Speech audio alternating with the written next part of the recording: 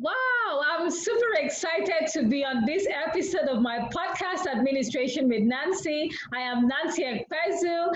And guess what? Today I'm super excited to have my first guest on this program. And she's no other person than Dhairya Gangwani, a young vibrant lady from India whom I just connected with, recently. We hit a really nice friendship and she's doing amazing things. And I thought to bring her on my program. So I'm going to tell you a bit about her and then we'll go on to the questions. But remember that you're on the podcast Administration with Nancy, where I share tips on administration and management and sometimes personal development. So stay tuned and I'm sure we're going to have a really rewarding time today. So I'm going to tell you a bit about my guest, Dhairya Gangwani. She's actually an amazing lady who is resident in India, and she's an electronics and communications engineer who loves management, interacting with people, networking, dancing, and content writing. She's also had an inclination towards management, even though she's an engineer.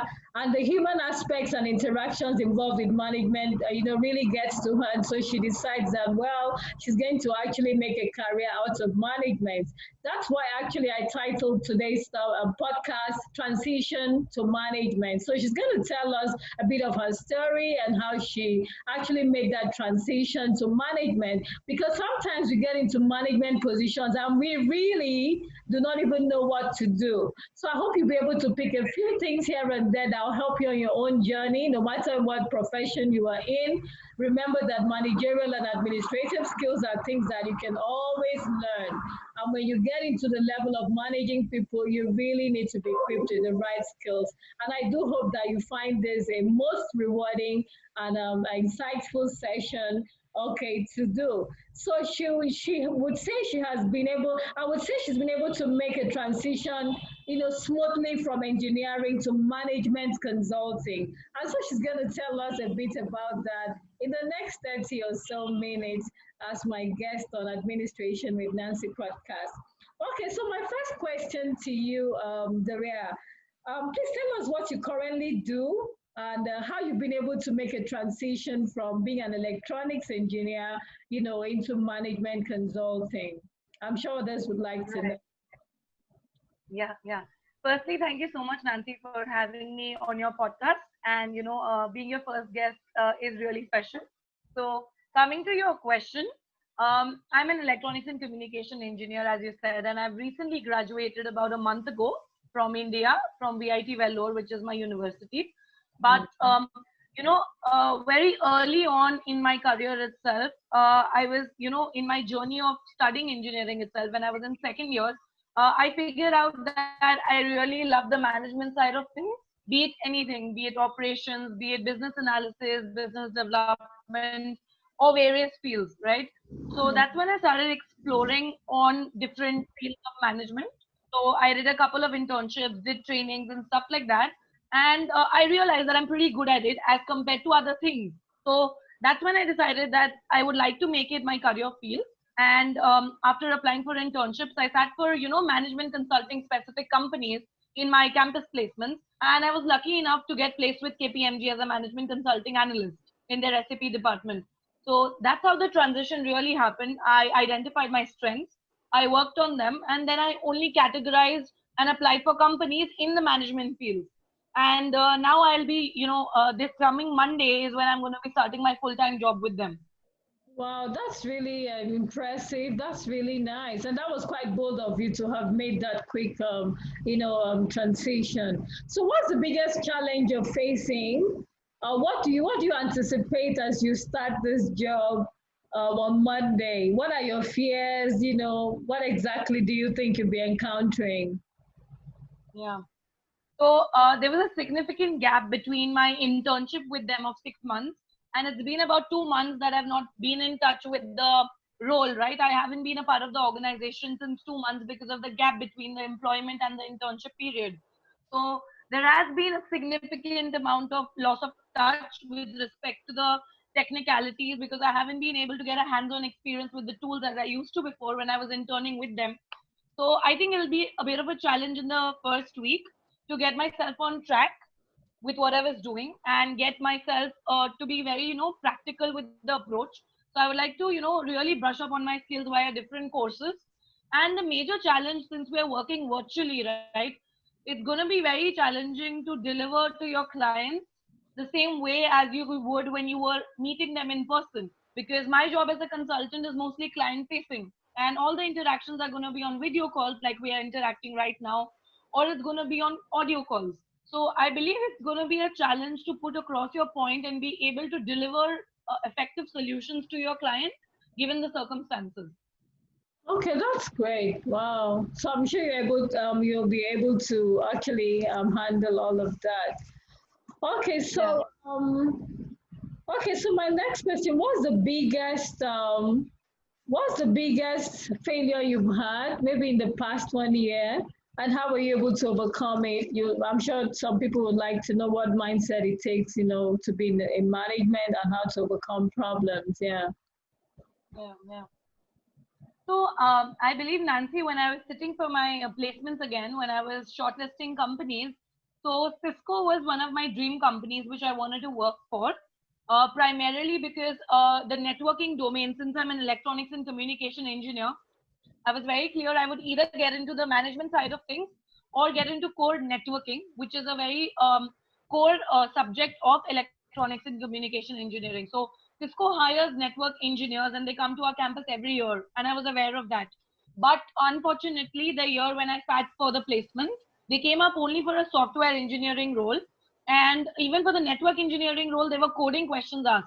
And I'm not a very good or a strong programmer or coder of sorts, and that's never been my area of interest.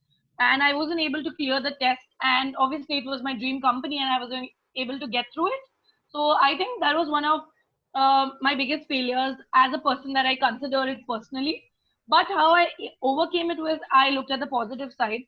I looked at the companies which are still yet to come, and I had a lot of target companies with respect to management consulting. The big four companies were yet to come. So I tried to strategize and shift my focus, and rather, focus myself on improvising my skills and doing better in the coming companies, rather than, feeling very bad about what happened and the company is gone now, right? So I didn't sit upon and ponder upon the things that could have been. I started looking towards the future and I worked hard towards it then. Wow, that means you need to be proactive. What you've shown me is that there's a need to be proactive in management, which you have actually demonstrated in the things that you did to overcome the challenges. That's impressive too. Okay, so how has the COVID-19 affected the way you work? Maybe and people work in India generally in organizations. What have you noticed? I've noticed that it's been very difficult for most of the people who are at the top management positions, and they're slightly senior to me, because they were not really used to the technology, the digital media, and the digitalization that's happening in general. As I told you, the virtual modes of communication are fairly easier for us because we have been using them and we are used to it. It's become a part of our daily life. But for most of the people, it was a challenge initially, and it was also a challenge balancing your life at home and your work life staying at home, right? Because there are so many things that you need to cater to when you're working from home. There Yeah, can be personal commitments that can interfere. There's so many challenges that can come in when you're working from home. When you're in the office, you're solely dedicated to just your work. So I yeah. think those are the major challenges that anyone would encounter, irrespective of their age or job profile or company that they work for. But in the end, it's all about how you juggle between things and adapt. You need to be very agile and adapt to the changes. Okay, great. Okay. It's the same basically in Nigeria. A lot of people were not used Yeah, to technology. And even though some of us have been on it for quite some years, so it was really nothing new and no major changes really. But for right. some people, it was a drastic transition, having to change from doing everything physically to, Right. having a virtual presence in everything or most things that they had Yeah. to do. So I can imagine that it must have been challenging for a lot of people out there, just as Yeah. much as it was here. Thank you very much. Okay. Right. So another question, Dhairya, how do you continue to learn to stay on top of your game? What are the things you Mhm. do? Yeah. Yeah. So I'm a firm believer of the fact that you have to keep learning, you have to keep upskilling yourself, no matter what position in life you reach, no matter where you are in your career. There's always scope to learn. There's always scope to improvise. So Yeah. similarly, that's yeah. So that's what I work on. Be it webinars, be it workshops, be it taking up courses, certifications, or just knowing about what's happening around in my industry, which I'm working for. What are the recent developments in SAP? What's happening around, how are people upskilling themselves, what are the new technologies coming in the market. So I think being aware and just upskilling yourself via different modes and means is how I keep myself at the top of my learning game. Okay, good. In other words, you embark on constant or continuous personal and professional development. I guess that's what you're saying, right? Wow. Right, Yeah, right, but right. I'm an ardent believer of constantly developing and learning and making sure that you utilize whatever opportunities come your way to learn. If we are, I'm in the education space, so we always tell the kids to be lifelong learners and we groom them to be so. And we cannot be what we're not doing or what we're not modeling to the children. And so there's always a need to make sure that we are up, on our game and doing whatever it takes to keep up with the trends, to always make sure that we are, learning and constantly reinventing ourselves for the next stage of our careers or for whatever positions that, we hope to occupy Right, professionally. Okay. right. So, what else do I have for you? What words of advice do you have for consultants and analysts at a time like this? So I believe that generally for client, as a consultant, as an analyst, the main focus should be on your client. You are coming up with a effective solution to a client's problem. It can be technical, it could be on the managerial side, it could be a mix of both. But you have to put yourself in their shoes and then decide what would be the best and the optimum solution that you can provide to them, right? So, as a consultant and as an analyst, being in such a difficult time themselves, facing the COVID era, you have to still keep in mind your client's business requirements, your client's revenue model, your client's budget, your client's needs. What are the kind of target audience that they're looking at, or what is the kind of problem that you're trying to solve for them. So keep all of that in mind and always keep your solutions client centric and very optimized. So I believe that helps analysts a lot. And again, upskilling yourself and always being relevant and updated to the latest technologies will again help you cater to the client better. So it will come on as an advantage if you're always learning and always upgrading yourself. Oh, great. In other words, we are to always focus on the client and not what we think they need, but what they actually need. That's a, Yeah, I'll always remember that. Okay. So what exactly are you working on at the moment? Is there anything you're working on you'd like the audience to know? sure, Nancy. So there are a couple of things that I've been working on. So I'm working with a charitable organization which is called Mitti Ke Rang, wherein I'm a podcast host, just like you're hosting me. So I host a couple of people from various cities. So that's one of the things that I'm doing. Other than that, I'm involved with a few startups wherein I'm developing courses for interpersonal skills and English skills. So that's some of the work, and I'm also involved with a couple of NGOs and NPOs where I'm contributing as a mentor, and I give webinars on profile building, personality development, and public speaking. And I just want to help students or professionals, whoever I can, in every possible way that I can. So I'm aiming at doing that via the various organizations where I'm acting as a mentor. So yeah, those are a couple of things that I've been involved in, other than my full-time job. Wow, that's great. Okay, so how can the audience get in touch with you after this podcast? Would you want to share that? Sure, sure. I believe you all can, I mean, all the viewers or anyone who wants to, have a chat or wants to know anything about me in general or get some advice on anything, you can reach out to me on LinkedIn. It's Dhairya Gangwani. You can reach out to me on Instagram as well. My handle is Dhairya_Gangwani.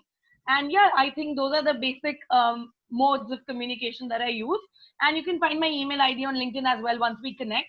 I would love to, help out people in any way that I can.